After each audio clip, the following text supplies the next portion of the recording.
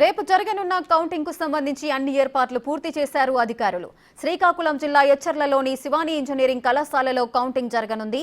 ఇందుకు సంబంధించి కౌంటింగ్ సిబ్బందికి శిక్షణిస్తున్నారు అధికారులు. మరోవైపు 8 గంటలకు పోస్టల్ బ్యాలెట్ల లెక్కింపు తర్వాత ఈవీఎంలో నమోదైన ఓట్ల కౌంటింగ్ జరుగుతుందని శ్రీకాకుళం జిల్లా కలెక్టర్ మంజీరా జిలానీ తెలిపారు. అంతేకాకుండా కౌంటింగ్ కేంద్రాల వద్ద 144 సెక్షన్ అమల్లో ఉంటుందని తెలియజేశారు. No prescribed format of Election Commission of India as far as postal ballot count is concerned. Yes, you have to see whether the entire process is being done correctly.